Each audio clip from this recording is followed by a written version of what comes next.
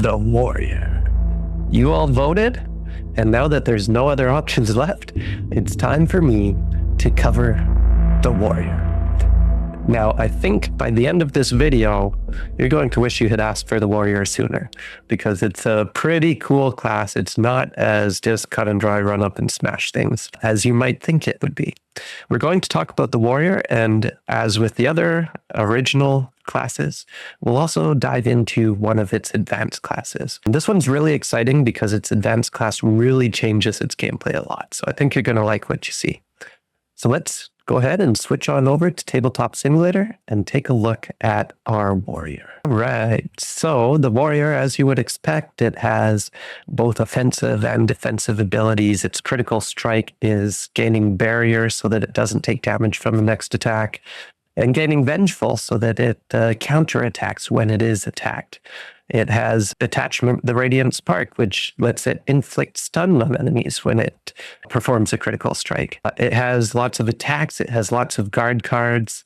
And something important to know about temporary effects, which are these effects with the little clock here, are that when you play these during a turn and you put them in a temporary slot, those stay in effect until your following turn. So for example, if you went early one round and you put up this guard +3, which is a lot of guard, and then you went late the next round, you could basically have that guard 3 up for 2 entire rounds. And so the warrior is really fun to play with timing of temporary effects, making sure that you maximize the length of your guards and other temporary abilities. And with that in mind, let's look at another one of the warrior's cool cards. One of its best cards by far is Brick Wall here. Now, Brick Wall makes the warrior invincible, but you can't play any other cards at the same time as playing Brick Wall. So it's great to play Brick Wall on one turn when you know that you're going to be facing some attacks. It has fairly low AP at 4, so you can usually go before the enemies when you play it. And then the next turn, pile up a lot of cards so that you can counterattack after the enemies have gone, even in the following round. So the warrior is great for both offense and defense, and you can build it either way. I've seen the warrior is one of the classes that I've probably seen the most different, unique builds in playtesting for.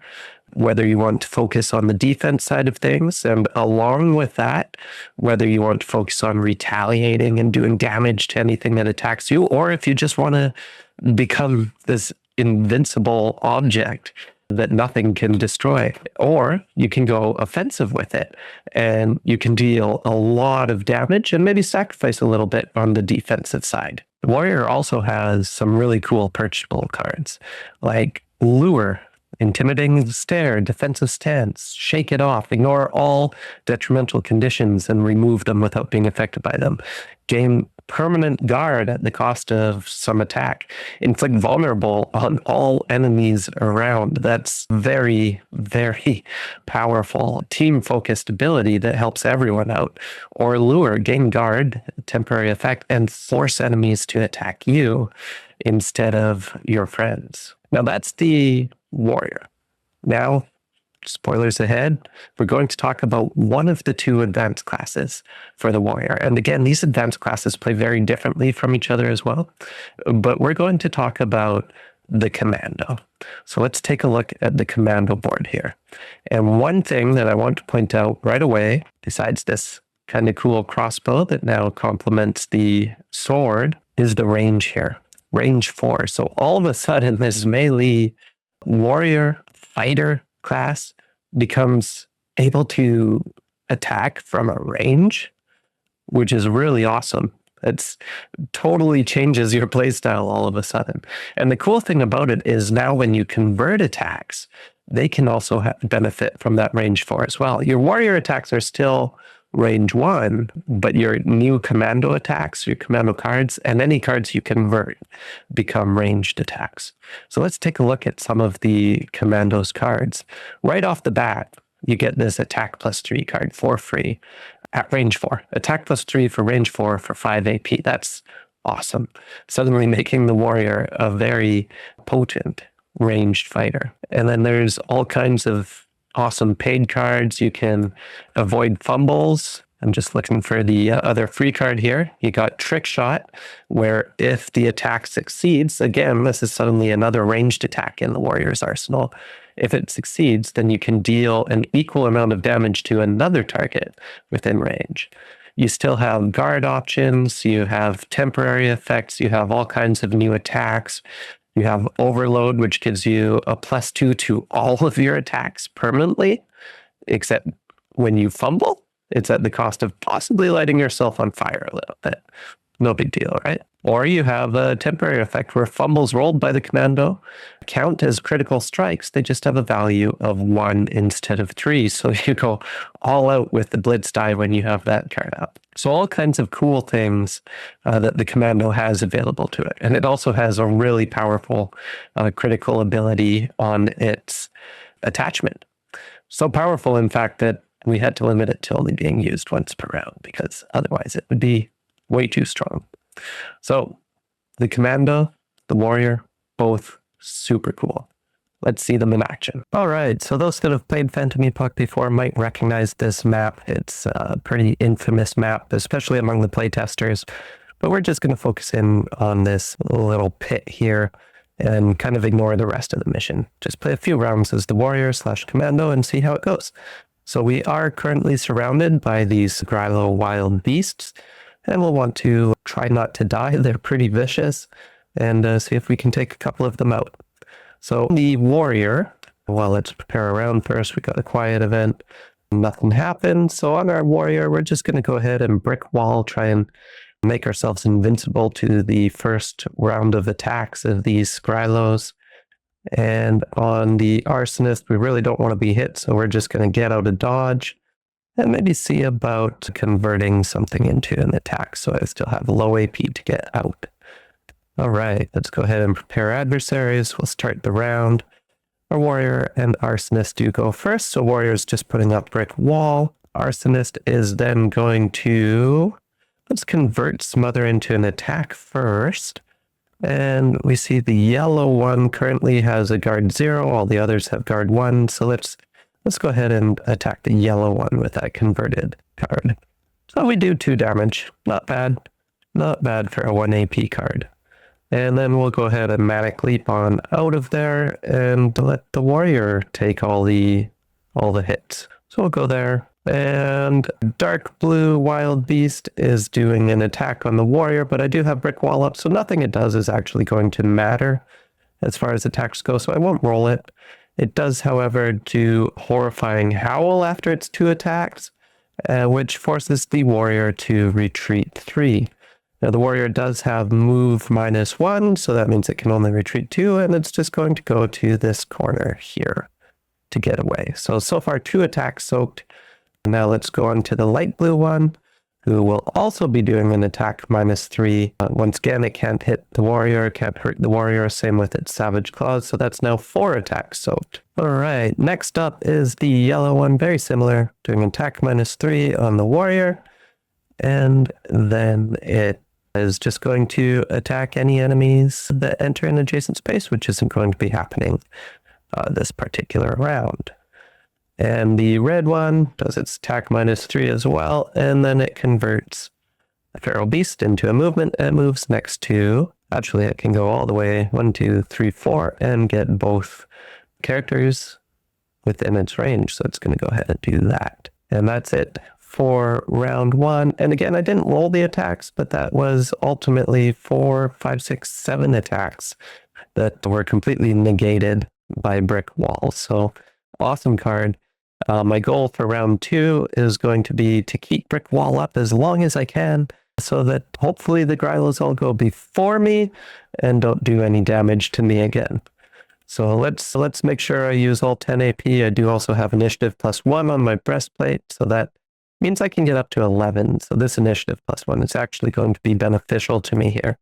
I'm going to do, let's see, I want to get as close to 11 or 10 as I can. Let's go ahead and do that. We'll do a triggered shot, and let's do a trick shot as well, and then a dash just to fill out the 10 AP. Now on our arsonist, I want to, let's see, the decision die landed on west and south, so the arsonist is going to be the target of the red one. I think I'm going to go ahead and let the arsonist take that attack and just prepare some strong counterattacks. Let's go ahead and do this. I did get an interrupted rest. I don't plan on resting anyway. My plan came to fruition. The Grylos all go first before the warrior. So we'll start with the yellow one who's going to move 6. And we'll just land right there and then do an attack on the warrior. Once again, brick wall is still up, so we won't roll the attack because it won't matter. Dark blue one moves there. It doesn't have an attack right now, but if I move, then it will attack me. Let's see, red one is going to, it's going to actually attack both of us. So it will start with the arsonist, and this works out to an attack +2. So it does 5 damage to the arsonist. I don't think I have any guard. I don't have any guard, but I do have this, which is going to knock down the wild beast. So I take that 5 damage, and then the wild beast is knocked down, which prevents it from doing any further attacks. Light blue one is going to attack the warrior as well, but brick wall once again would soak that. So that's what, three more attacks soaked by brick wall. Very, very effective brick wall happening there. Next up is our arsonist. I'm going to go ahead and do flame spout. I'll attack the red one closest to me first, and that's convenient. I do 3 damage. I do inflict burning, and then for the critical, I'm going to go ahead and inflict stun because the attack itself already gave it burning. So now it's knockdown, burning, and stun, which is pretty nice. And then I'm going to attack the dark blue one, which has a guard 0 at the moment, and I'll do the exact same thing to it. All right, burning and stunned. And then I'm going to go ahead and use focused heat on the, let's go with the yellow one. And I'm going to go ahead and roll the blitz die here, hoping for a crit. And there we have it. So that's 1 more damage. And that's burning. And that is stunned. So that's kind of awesome. Great turn by the arsonist, who isn't supposed to be stealing the show here. But I think the commando's turn is going to be pretty awesome too. So here we go with the commando. First, I'm doing controlled breathing. That's going to turn all of my fumbles into critical strikes, but with a value of 1 instead of 3. Then I'm going to do quick shot. So I'm going to roll the accuracy die for each enemy within range 4. For every success, I will perform an attack. So let's just go left to right and top to bottom. So I won't be attacking the light blue one. I won't be attacking the yellow one. I will be attacking the dark blue one. And let's see if we can get the red one too. Yes. All right. So let's start with the attack on the dark blue one. Because my fumbles will count as crits anyway, I'm just going to go ahead and roll the blitz die. All right. So get a crit right off the bat. 1, 2, 3 damage on the dark blue one. And then I can do an additional 3 damage to another target within range 4. Or I can perform an additional attack without rolling the accuracy die. Every enemy within line of sight and range is hit by the attack using their individual guard values. I'm going to go ahead and do that. So I'll just make it a basic attack. Or that's fantastic. So this hits everything around me. They all have 1 guard except for the dark blue one who has 0. So 3 damage to the light blue one, 3 damage to the yellow one, 4 damage to the dark blue one who is now defeated, and 3 damage to the red one. And now I pick up with quick shot where I left off and do an attack on the red one here. And I still have controlled breathing up, so I'm going to go ahead and roll the blitz die again. And that is a fumble, but it counts as a critical strike because of controlled breathing with a value of 1. And then for the critical ability, I'm just going to do another 1 damage to, let's go ahead and do it to the light blue one here. All right. And yet my turn is still not done. I'm going to go ahead and do a quick shot. If the attack succeeds, deal an equal amount of damage to another target within range 2. Let's go ahead. So the red one already is set to die from burning. So let's go ahead and let's focus on the light blue one here, I think. And we'll blitz it again. So that's 3 damage to the light blue one. And then 2 things happen here. So Trick Shot lets me deal an equal amount of damage to another target within range 2 of the first target. So I did 3 damage. I'll go ahead and do 3 damage to this one. And then my critical ability also does the exact same thing. So what's really cool about these abilities to Trick Shot and this critical ability is that if I was targeting something with low guard or even negative guard and doing extra damage because of that, because it deals the same amount of damage, not the same attack value, but the same amount of damage to another figure within whatever range, I could do that on something with low guard, but then transfer that damage or deal the additional damage to something with high guard, just bypassing its guard. So it's a really cool effect. And in this case, I'm going to use it to just go ahead and take out this yellow wild beast. And that's it for a very successful round, unless I want to move away with dash. I'm going to pick up my Nova Cells.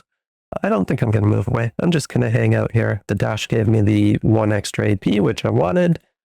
So we're all good. Now let's move into round 3 and see if we can finish these off, which I think I can jinx myself, but I think we're pretty much guaranteed to do so. And you know what? I'm just going to load up a kill shot. That seems pretty appropriate for the situation at hand. And the arsonist, let's just line up an attack +1. Why not? We got this. All right. So they do have extra guard. They're trying to foil my plans here. All right. So as is, the red one's already going to die to burning. So on the arsonist, I'm going to draw line of sight, something like this to the light blue one.